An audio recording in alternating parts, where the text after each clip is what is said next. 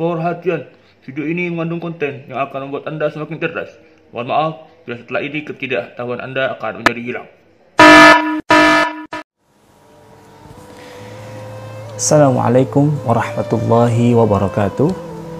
Bismillah walhamdulillah wassalatu wassalamu ala sayyidina rasulillah Muhammad ibn Abdullah wa ala alihi wa ashabihi wa man tabi'ahu wa nasarahu wa walah, la hawla wa la quwata illa billah, wa ba'du.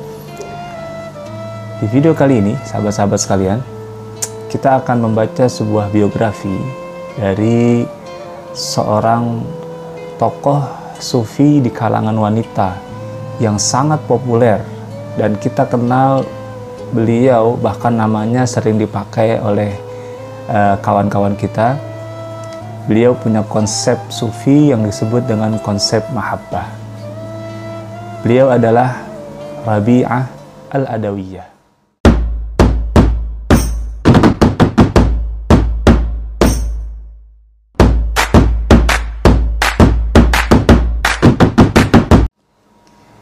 Kali ini kita akan membaca biografi beliau sambil kita menyelami bagaimana konsep Rabi'ah Al-Adawiyah dalam meniti jalan tasawuf. Rabi'ah Al-Adawiyah. Latar belakang keluarga Rabi'ah Al-Adawiyah. Rabi'ah Al-Adawiyah, beliau wafat tahun 185 Hijriah atau bertepatan dengan tahun 801 Masehi. Beliau adalah tokoh sufi perempuan yang masyhur dalam memperkenalkan konsep mahabbah, cinta Tuhan, sebagai dasar atau prinsip dalam perjalanan seorang hamba menuju Tuhannya. Ia lahir pada tahun 96 Hijriah atau 710 Masehi di perkampungan Adawiyah di Basrah atau Irak Selatan. Ayahnya bernama Ismail, seorang yang miskin harta tetapi kaya budi. Keluarga besar Rabi'ah Al-Adawiyah sangat menekankan kesederhanaan, kesalehan, dan kebaikan kepada sesama manusia sebagai manifestasi dari ajaran tasawuf yang dihayati dan diamalkannya. Rabi'ah Al-Adawiyah tumbuh dan besar dalam lingkungan keluarga yang taat beribadah, yang bernuansa sufistik. Karena itu, tidak mengherankan jika Rabi'ah Al-Adawiyah sejak usia dini berkembang menjadi anak dan kemudian remaja yang solehah. Ia anak keempat dari 4 bersaudara perempuan semua, sehingga banyak yang mengira bahwa orang tuanya memberi nama Rabi'ah karena posisinya dalam keluarga sebagai anak keempat. Dalam bahasa Arab, Rabi'ah dengan memanjangkan vokal ro, Rabi'ah artinya keempat. Sementara itu, para sejarawan dan para penulis biografi bersepakat bahwa penulisan kata Rabi'ah yang mengacu kepada nama seorang sufi wanita terkenal tersebut dengan memanjangkan vokal bi, artinya Rabi'ah, yang berarti musim semi. Kesimpulan yang keliru ini sangat mungkin datang dari para orientalis yang meneliti tentang Islam dan kebudayaan kaum muslimin, termasuk meneliti tentang kehidupan Rabi'ah Al-Adawiyah, tetapi tidak memahami pelik-pelik bahasa Arab secara mendalam. Tragedi kemanusiaan yang pernah menimpa Rabi'ah Al-Adawiyah. Rabi'ah Al-Adawiyah mengalami tragedi kemanusiaan yang cukup berat. Tragedi ini telah mengubah jalan hidupnya, sehingga ia bertahun-tahun menjadi hamba sahaya perempuan. Namun, tragedi kemanusiaan ini membawa hikmah yang mendalam dan membuka jalan baginya untuk menyelami samudra tasawuf, sehingga menjadi sufi wanita terkenal. Dalam usia dini, kedua orang tua Rabi'ah Al-Adawiyah meninggal. Ia menjadi yatim piatu bersama ketiga orang kakaknya. Rabi'ah Al-Adawiyah harus bekerja untuk memenuhi kebutuhan hidupnya. Tidak berapa lama terjadi krisis pangan di desa Adawiyah akibat kemarau panjang. Banyak orang yang kelaparan di desa terpencil itu karena tidak ada bahan makanan. Rabi'ah Al-Adawiyah mengungsi ke kota, ia bersama saudara perempuan dan orang-orang sekampungnya mencari pekerjaan ke kota Basrah. Dalam perjuangan untuk menjaga kelangsungan hidup ini, Rabi'ah al-Adawiyah menjadi korban human trafficking, penjualan manusia. Ia diculik dan dijual oleh orang yang tidak bertanggung jawab seharga 6 keping uang perak. Sejak itu, ia hidup sebagai amat atau budak hamba sahaya perempuan. Rabi'ah al-Adawiyah menjadi salah seorang dari puluhan remaja yang kehilangan kemerdekaan dirinya karena kezaliman. Menjadi amat berarti menjadi komoditas yang dapat diperjualbelikan seperti barang atau ternak. Sehingga Rabi'ah al-Adawiyah berpindah tangan dari pembeli yang satu kepada pembeli yang lain, yang akhirnya membawa Rabi'ah al-Adawiyah ke metropolitan Baghdad. Dalam hukum Islam, seorang perempuan hanya bisa menjadi amat, hamba sahaya perempuan, apabila ia tertawan oleh kaum muslimin dalam perang untuk mempertahankan agama, bukan dengan cara-cara kezaliman seperti yang terjadi pada diri Rabi'ah al-Adawiyah.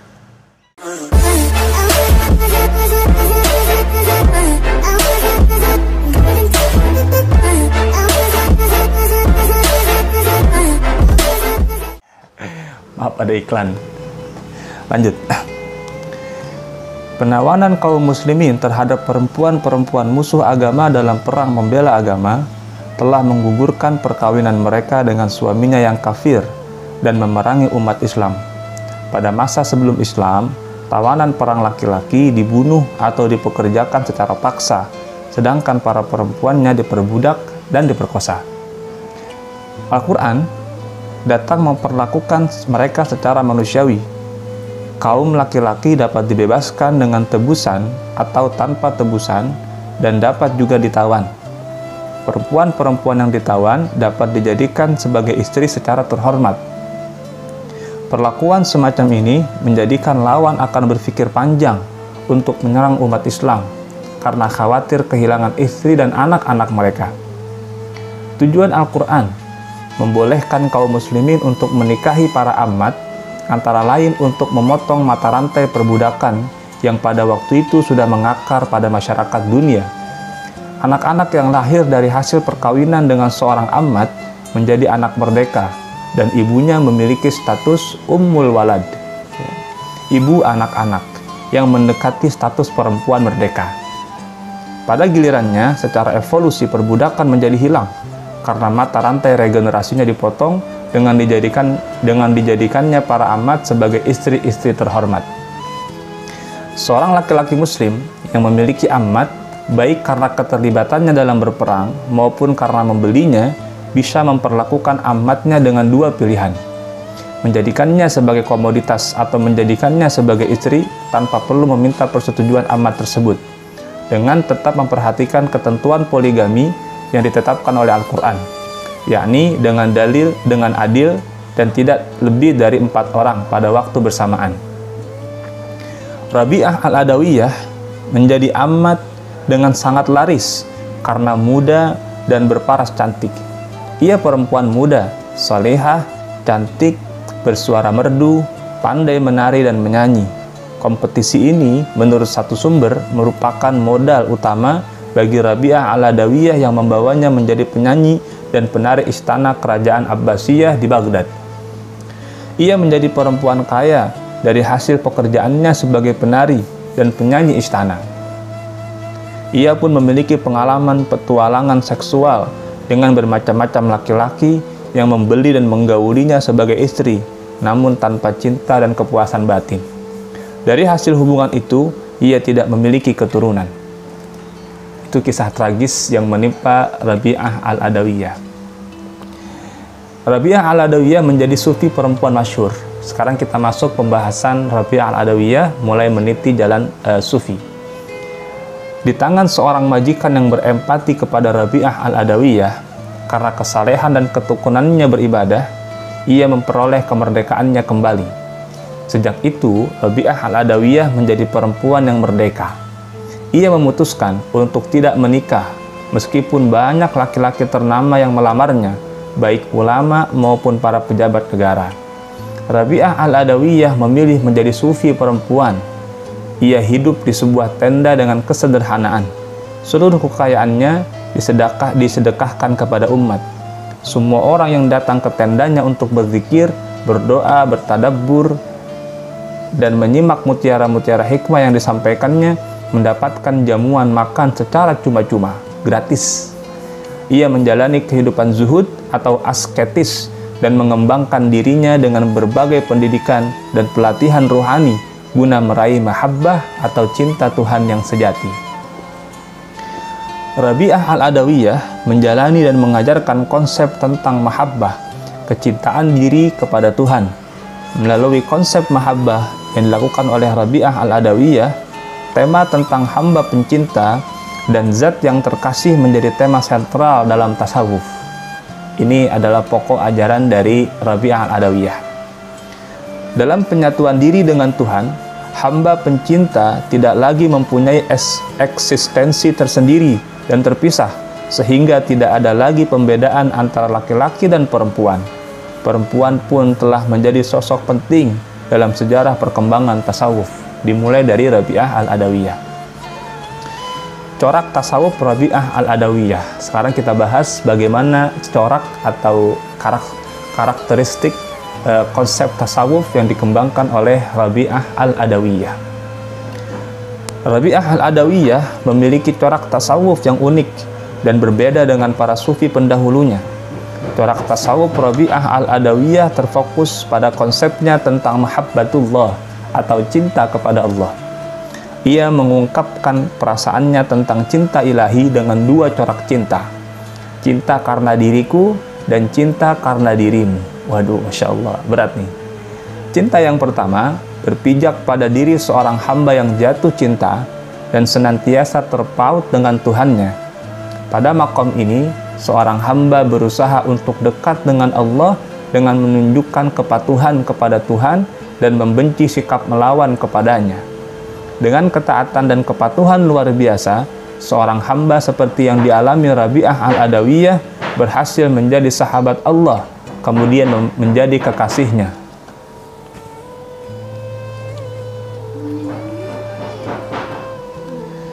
Keberhasilan Rabi'ah al-Adawiyah menjadi kekasih Allah membawanya kepada pengalaman baru, yakni pengalaman merasakan model cinta yang kedua, yaitu cinta karena dirimu. Pada makom ini, Rabi'ah al-Adawiyah mengalami kasyaf atau keterbukaan tabir yang selama ini menghalangi hamba dengan Tuhannya. Melalui proses mukasyafah ini, hamba berusaha Tuhan membukakan hijab.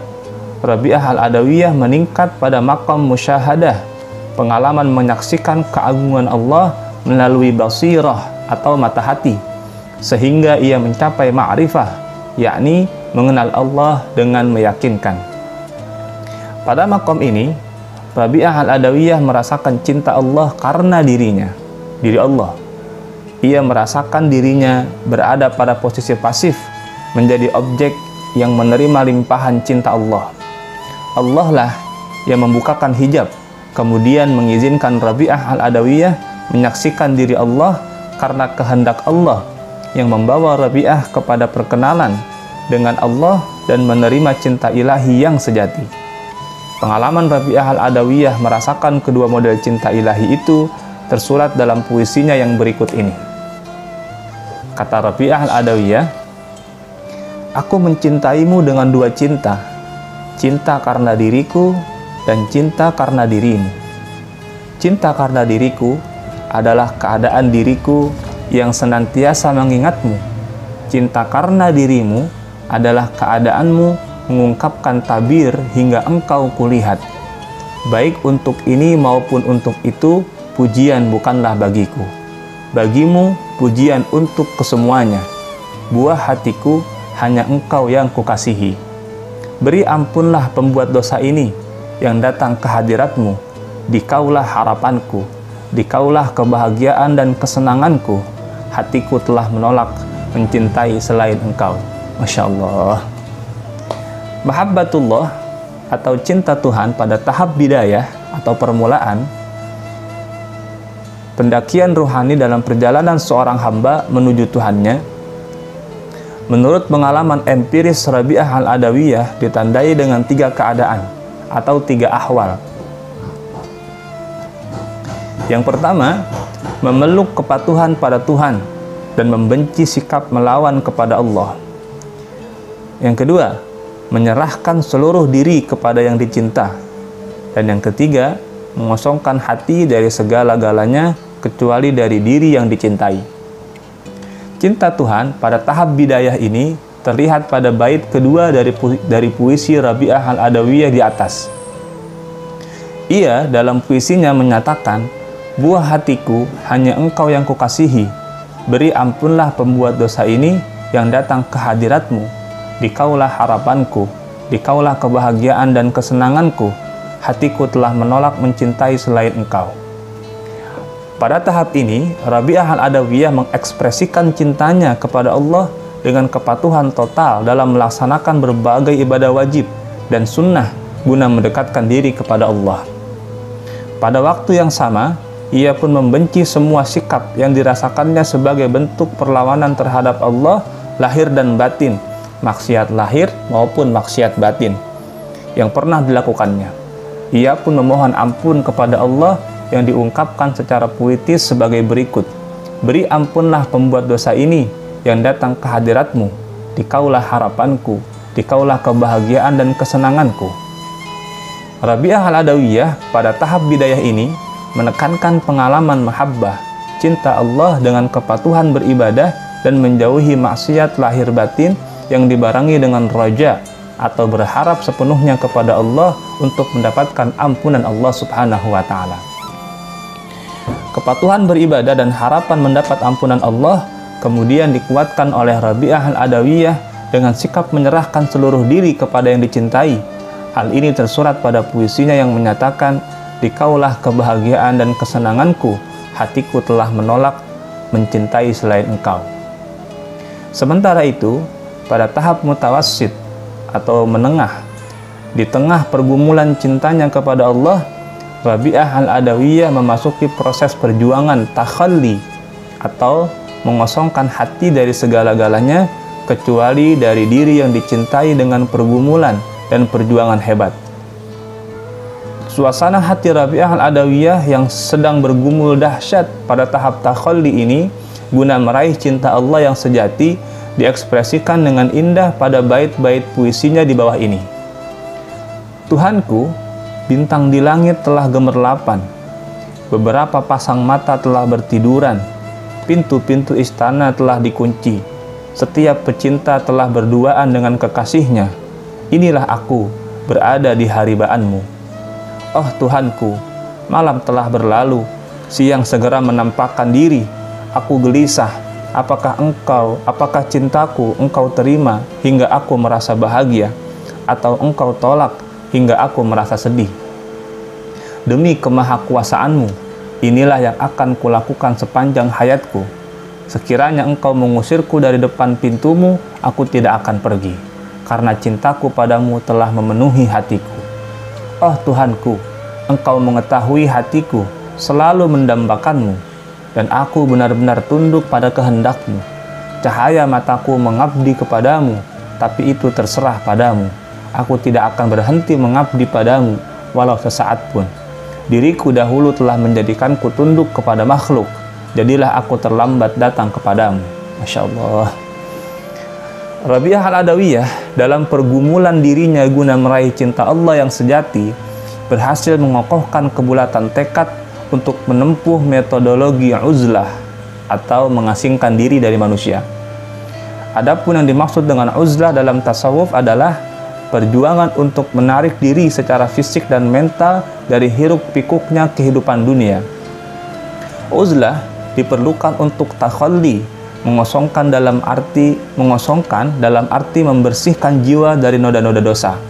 Dalam rangka uzlah secara fisik, Rabi'ah al-Adawiyah melepaskan diri dengan penuh kesadaran dari profesinya sebagai penari dan penyanyi istana. Lalu ia memantapkan dirinya pada tataran kholwat yang secara kebahasiaan berarti menyepi atau menyendiri. Pada tahapan ini, Rabi'ah al-Adawiyah memfokuskan dirinya dengan tahalli, menghiasi dirinya dengan sifat-sifat Allah yang mulia, sehingga jiwanya menjadi bersih, jernih, dan bening. Dalam suasana hati yang demikian bening, dirinya berhasil merasakan tajalli, mengalami pencerahan melalui pancaran nur ilahi.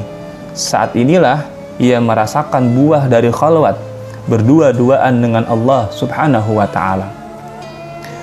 Rabi'ah al-Adawiyah berhasil merasakan kehadiran dan kedekatan Allah di dalam kalbunya.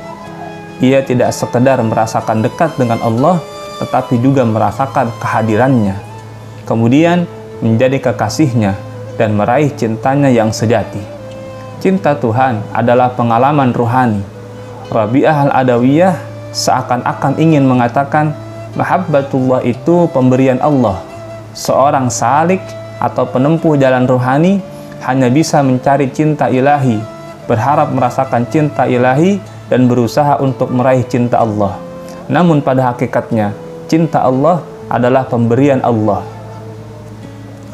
Syekh Ma'ruf Al-Qurhi menyatakan, manusia tidak dapat mempelajari cinta karena sifatnya yang merupakan anugerah Tuhan. Ia takut kehilangan pengalaman rohaninya yang demikian indah. Ia terkadang merasakan kegelisahan dan bertanya kepada dirinya, apakah ia benar-benar sudah mencapai hakikat cinta Tuhan? Puncak pengalaman ruhani yang dirasakan oleh Rabi'ah al-Adawiyah dalam terminologi teori kepribadian Carl Rogers, tokoh aliran fenomenologis humanistik, dinamakan transcendental experience atau peak experience, sebagaimana tersurat pada bait-bait puisinya di bawah ini. Saudaraku, kata Rabi'ah nih, saudaraku, khalwat merupakan ketenangan dan kebahagiaan. Kekasih selalu di hadapanku. Tak mungkin aku mendapati penggantinya. Cintanya pada makhluk cobaan bagiku. Dialah tujuan hidupku. Oh hati yang ikhlas, oh tumpuan harapan, berilah jalan untuk meredam keresahanku. Oh Tuhan, sumber bahagia dan hidupku, padamu saja kuserahkan hidup dan keinginan. Kupusatkan seluruh jiwa ragaku demi mencari cintamu.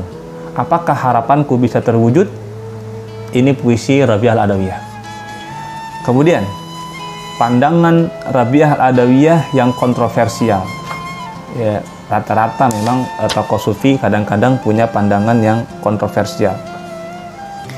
Dalam pandangan para ulama syariah, ahli hukum Islam, para ulama ahli aqaid, dasar-dasar akidah Islam, beberapa pemikiran Rabi'ah al-Adawiyah ada yang kontroversi, bid'ah, menyimpang, bahkan ada yang termasuk ke dalam kualifikasi bid'ah dhalalah, penyimpangan yang sesat.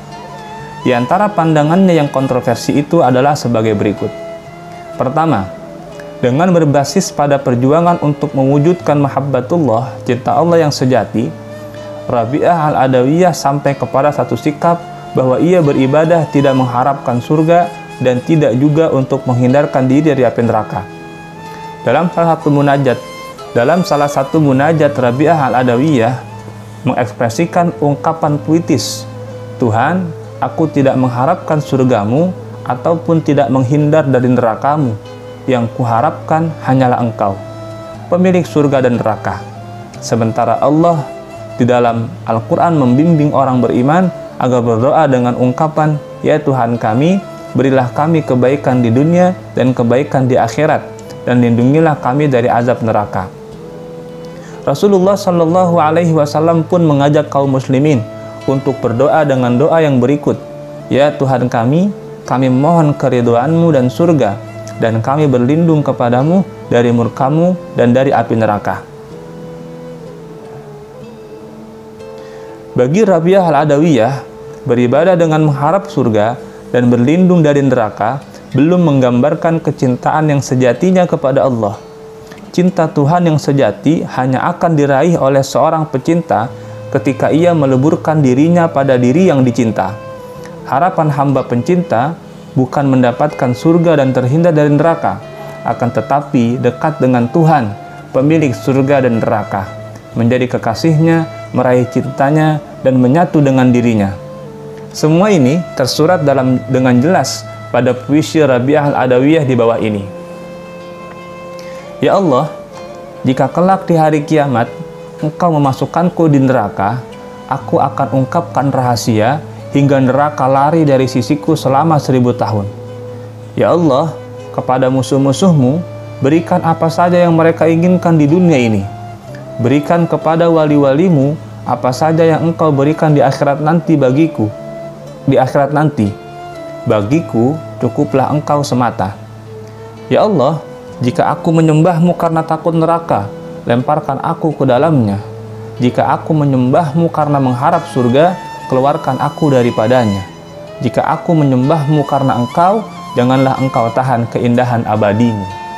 Ini pandangan ini dinilai kontroversial oleh ulama-ulama syariat, karena memang pada hakikatnya dalam pandangan syariat kita beribadah itu memang mengharapkan surga dan mengharapkan jauh dari neraka. Tapi pandangan Rabi'ah Al-Adawiyah mengatakan ibadah yang betul adalah ibadah yang semata-mata hanya ingin dekat kepada Allah Subhanahu wa Ta'ala, tidak mengharapkan surga, tidak mengharapkan neraka. Dalam pandangan saya, sebetulnya ini nggak jadi masalah. Kenapa? Karena begini, anggaplah perjuangan dalam ibadah ini seperti orang belajar puasa. Kan sekarang lagi bulan puasa nih. Dulu kita waktu masih kecil, kita rajin puasa itu karena dapat iming-iming dari orang tua, ayo kamu puasa 1 hari dibayar 10.000. Berarti kalau 30 hari 300.000. Zaman kita masih kecil itu gede banget. Nah, ketika lama-lama kita sudah besar, kita makin sadar bahwa puasa ini hakikatnya adalah perintah Allah. Tanpa iming-iming 300.000, kita mampu menjalankan puasa. Nah, begitupun konsep Rabi'ah Al-Adawiyah dalam konsep cinta ini. Oke lah, tahap awal kita dalam meniti, dalam mengembangkan kenikmatan beribadah, kita masih tergiur dengan hadiah-hadiah, pahalakah, surgakah.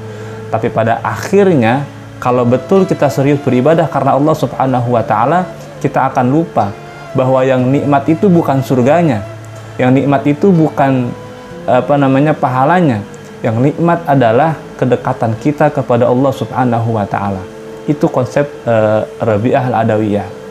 Yang pertama, yang dianggap kontroversial.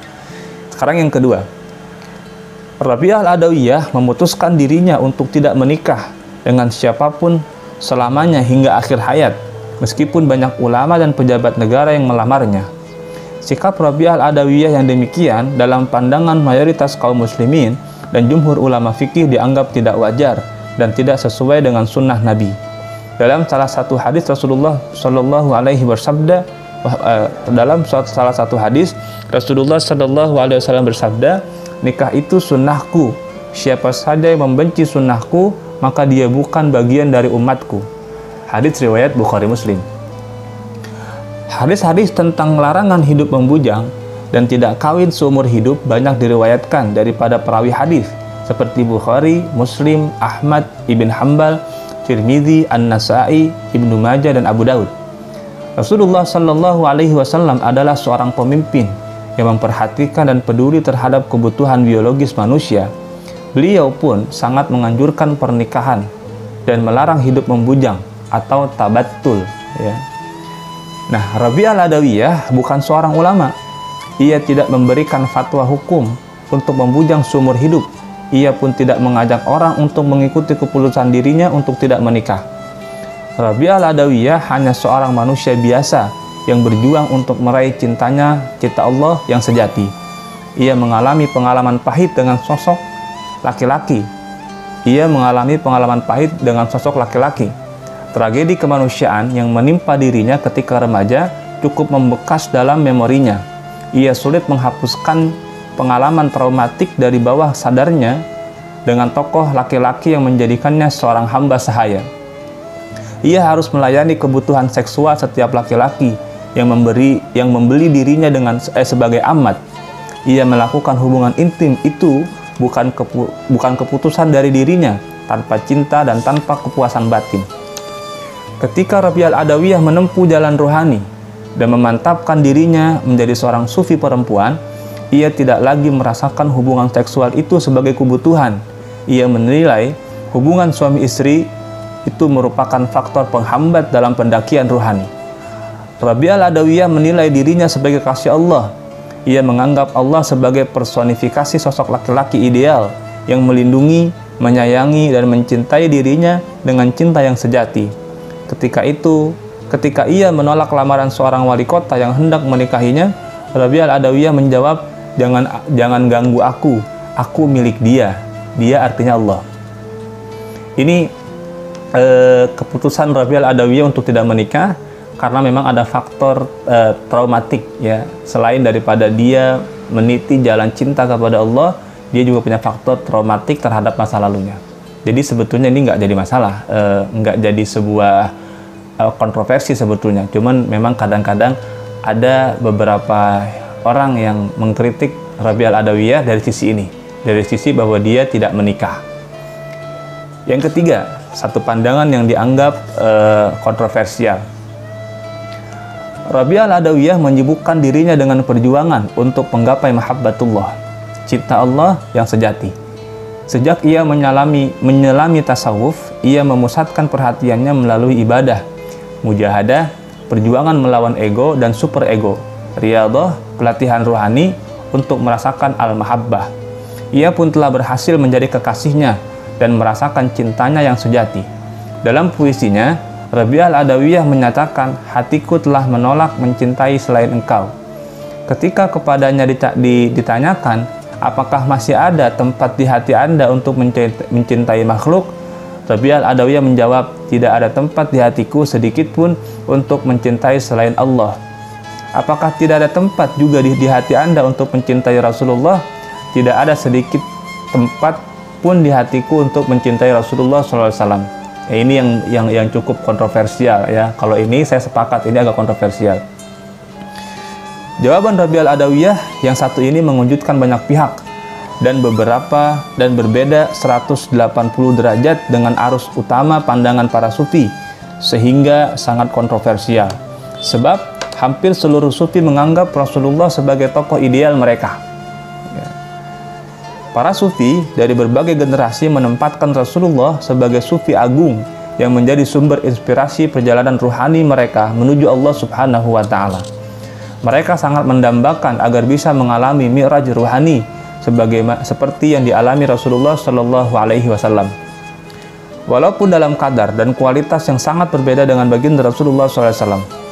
Sebab seorang waliullah tidak mungkin bisa menyamai tingkat keruhanian Rasulullah SAW, apalagi melebihinya. Abu Usman Al-Hujwiri dalam penggambaran tingkat pendakian ruhani para sufi menjelaskan, Nihayatul Auliya Bidayatul Anbiya. Puncak pendakian ruhani para sufi merupakan telapak kaki para nabi, tahapan awal bagi para nabi. Jadi sufi udah paling tinggi, bagi para nabi itu baru tahapan awal. Allahu Akbar. Maksudnya, jika bagi para sufi merupakan tingkatan ruhani tertinggi, maka bagi para nabi merupakan tingkatan terendah. Sementara itu, posisi Rasulullah SAW di atas para nabi. Sementara itu, posisi Rasulullah itu di atas para nabi, karena beliau adalah Sayyidul Anbiya, pemimpin para nabi, Imamul Mursalin, imamnya para rasul, dan Khatamun Nabiyyin, penutup para nabi. Mi'rajnya Rasulullah SAW dalam simbolisme kaum sufi dilukiskan seperti seorang yang memiliki bekal yang cukup, melangkah menuju Allah dalam langkah-langkah yang mantap, mendaki tangga-tangga ruhani hingga berjumpa dan berdialog dengan Allah Subhanahu wa Ta'ala tanpa hijab, menerima dan membawa pesan untuk umat, kemudian menyampaikan pesan itu kepada mereka. Sementara para sufi baru mempersiapkan diri untuk melangkah menuju Allah. Oleh sebab itu, para sufi mencintai dan mengagumi Rasulullah serta memahaminya sebagai sumber dan pangkal kekuatan ruhani. Dalam pandangan para sufi, tasawuf merupakan dimensi ruhani yang diwariskan para nabi secara estafet sejak Nabi Adam hingga Rasulullah Shallallahu Alaihi Wasallam. Sebagaimana dinyatakan oleh Abu Yazid Al-Bustami sebagai berikut: benih tasawuf tumbuh pada masa Adam, menjadi tunas pada masa Nuh, dan berkembang pada masa Ibrahim. Buah anggurnya muncul pada zaman Musa dan menjadi ranum pada masa Isa, dan pada diri dan masa Rasulullah, anggur-anggur itu diperas menjadi minuman anggur yang murni. Ini pandangan Rabi' al-Adawiyah yang menyatakan bahwa di hatinya tidak sedikit pun ruang untuk makhluk, bahkan dia tidak mencintai Rasulullah. Ini yang kontroversial. Ya, saya pun sepakat bahwa ini kontroversial. Terakhir, sekarang kontribusi Rabi' al-Adawiyah dalam perkembangan tasawuf. Ya. Rabi' al-Adawiyah telah memberikan sumbangan yang sangat berharga dalam tasawuf yang bisa diringkaskan sebagai berikut. 1. Jika tasawuf pada masa Hasan al-Basri bergerak pada tatanan zuhud, harap dan cemas, Rabi' al-Adawiyah membawanya pada pengalaman zuhud dan cinta. 2. Jika pada masa Hasan al-Basri, tasawuf terkesan hanyalah dunia kaum laki-laki, Rabi'ah al-Adawiyah telah membuktikan bahwa tasawuf itu juga dunia kaum perempuan. 3. Jika sebelumnya tasawuf hanya tampil dalam pentas dunia olah rohani, maka sejak kemunculan Rabi'ah al-Adawiyah, tasawuf telah tampil dalam dunia seni dan sastra. Rabi'ah al-Adawiyah dengan puisi-puisinya yang indah dan menggentarkan sukma telah membuka, merintis dan membidani kelahiran sastra sufi. 4. Rabi'ah al-Adawiyah menyadarkan manusia bahwa tasawuf itu bukan hanya dunia para ulama, tetapi juga dunia setiap insan yang mencari dan membutuhkan Tuhan. Rabi'ah al-Adawiyah bukan ulama, ia perempuan biasa yang karena latar belakang keluarga dan tragedi kemanusiaan yang dialaminya menyelam ke dalam samudra tasawuf. Bahkan, ia bisa mewakili perempuan selebriti, penari dan penyanyi istana yang dengan kesadaran meninggalkan dunianya dan memutuskan untuk menempuh jalan rohani hingga akhir hayat. Sisa hidupnya dipersembahkan untuk memperkenalkan konsep mahabbah sebagai dasar atau prinsip dalam perjalanan seorang hamba menuju Tuhannya. Rabi'ah al-Adawiyah menjadi sufi perempuan yang masyhur. Ia dikenang sepanjang hayat, baik di timur maupun di barat sebagai perintis jalan cinta. Rabi'ah al-Adawiyah wafat pada tahun 185 Hijrah atau 801 Masehi. Kuburannya berada di 3 kota, di Ramallah tepi barat, Palestina, di Amman, Yordania, dan di Basrah, Irak, tanpa ada kepastian di mana sebenarnya sufi perempuan ini dimakamkan. Wallahu a'lam bis-shawab wa ilaihil marji wal ma'ab. Demikian biografi dan konsep tasawuf dari Rabi'ah al-Adawiyah. Mudah-mudahan bermanfaat. In uridu lil islaha mastata'tu wa ma taufiqi illa billah. Assalamualaikum warahmatullahi wabarakatuh.